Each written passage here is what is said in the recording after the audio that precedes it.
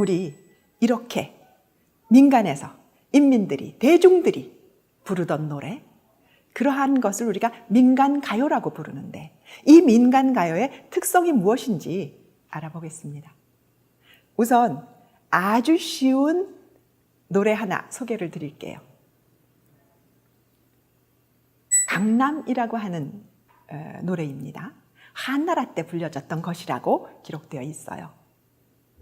连夜河田田，雨细连夜间，雨细连夜东，雨细连夜西，雨细连夜南，雨细连夜北，东西南北，동서남북에서 물고기가 놀고 있어요.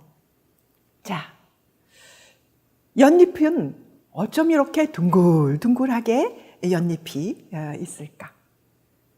그 사이로 물고기가 연잎 사이에서 논입니다. 연잎 동쪽에서 논이고, 연잎 서쪽에서 놀고, 연잎 남쪽에서 놀고, 연잎 북쪽에서 놀아요. 자, 이 노래는 어떤 노래입니까? 연잎을 따는 그런 아가씨들이 중국 강남에서 배를 타고 이제 물 위에서 연잎을 따는 그런 노동을 하면서 부르는 노동요였습니다. 그런데 왜 물고기가 등장하죠? 당연히 그런 연못에 연꽃들이 이렇게 피어 있죠. 거기서 연잎을 따서 우리 연잎밥도 많이 먹지 않습니까? 그런 연잎에 밥을 싸서 만들기도 하고 하죠. 연잎차도 있고요. 자, 그 연을 따는데 그 사이로 물고기들이 논일고 있어요. 여기에는 아주 재미있는 상징이 들어 있습니다. 보통 남녀를 비유할 때 남성은 동물에 비유하고 여성은 식물에 비유하죠. 식물은 움직이지 못하고요. 동물은 이동하지요. 고대 사회에서 여성은 움직임이 아주 제약되어 있어서 집 안에 있지요. 노동을 하더라도 아주 특별한 그런 경우에 제한돼서 밖에 출입을 할 수 있습니다.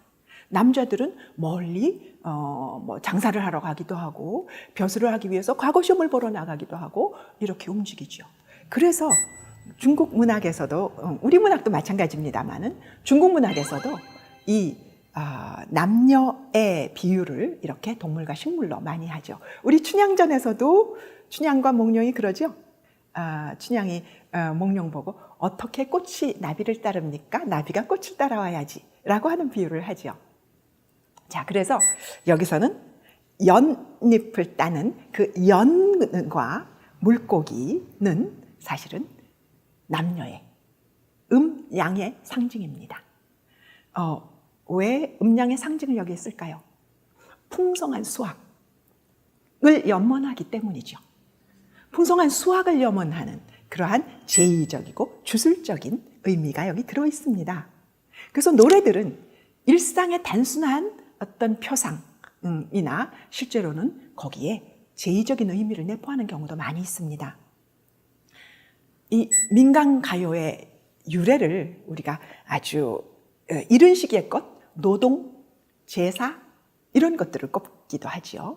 그리고 또는 우리 정말 내면의 감정들을 노래한 서정적인 노래까지 이렇게 대개 세 가지로 구분하기도 합니다. 근데 방금 봤던 그 강남이라는 노래는 그렇게 연잎을 따는 아가씨들이 배를 타고 나가서 연잎을 따는 동안 옆에서 다른 배를 타고 또 젊은 총각들이 같이 노래를 주고받으면서 함께 흥겹게 노동을 했을 수도 있지요. 자, 그래서 이렇게 노동과 제사와 서정들이 함께 결합되어 있는 노래들도 굉장히 많습니다.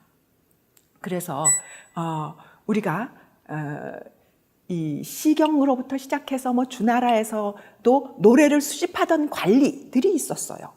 그들이 여러 지역의 노래들을 이렇게 채집을 해서 그것을 기록해 놓은 것, 이게 시경시이고 그 다음에 또 악부시이고 그런 것들을 통해서 우리가 지금 그 옛날에 우리 조상들 또는 중국의 고대인들이 어떤 노래를 불렀는지를 알 수 있게 되는 것이거든요. 지금은 그것들이 기록되어 있어서 시로 접할 수도 있지만 이것을 그냥 시로만 보고 노래로 인식하지 않는다면 사실은 그 작품들의 진짜 면모를 이해할 수 없는 것입니다. 방금 읽었던 그 강남이라고 하는 노래에서 정말 젊은 아가씨들, 총각들 함께 노동하면서 주고받으면서 때로는 조금 감정의 교류도 하면서 이렇게 불렀던 노래라는 사실을 인식하지 않으면 그 시는 생명을 잃어버리는 것이죠. 그래서 이 글씨들이 바로 당시에 대중들의, 보통 사람들의 삶 속에 있었던 노래였다라는 것을 얘기하고자 합니다. 우리가 보통 민중 그러면 좀 저항적인 의미도 느껴지지만 고대 우리가 민중이라든가 인민이라든가 이런 말들을 쓸 때 그것은 바로 고대의 대중입니다. 우리가 문자를 향유할 수 있는 사람들, 그들이 소중이죠. 작은 집단이고 오히려 더 큰 집단, 이것이 민간의 많은 우리 대중들입니다. 그래서 민간가요는 바로 대중의 문학이고요. 아주 소수의 통치계층을 제외한 대부분의 사람들이 부르던 노래, 그런 의미에서 민간문학이라고도 부를 수가 있죠.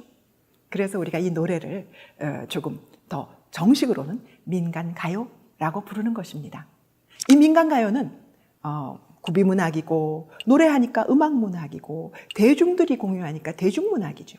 그래서 공동체성을 갖고요. 개인이 불렀다고 하더라도 거의 작자를 알 수 없습니다. 우리 민요도 다 누가 지었는지 알지 못하잖아요. 마찬가지로 작자도 모르고 제목도 없고요. 그러나 그 사람들의 삶 속에서 나왔기 때문에 이것은 각기 그것이 생산된 지역의 삶을 아주 직접적으로 반영합니다. 민족, 지역 같은 요소가 중요하지요. 그리고 그때그때 상황에서 즉흥적으로 노래를 부르기 때문에 현장성, 즉흥성이 강합니다.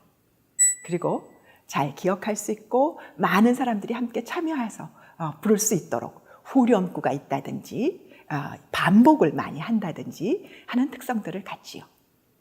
우리 진도 아리랑 같은 것도 보면 아리아리랑 쓰리쓰리랑 아라리가 났네 아리랑 아라리가 났네 문경세제는 웬 고갱가 구부야 구부구부가 눈물이 난다. 이렇게 문경세제 넘어가면서 힘들고 임과 헤어져서 넘어갈 때 그 눈물 나는 상황을 부를 때 후렴구를 쓰죠.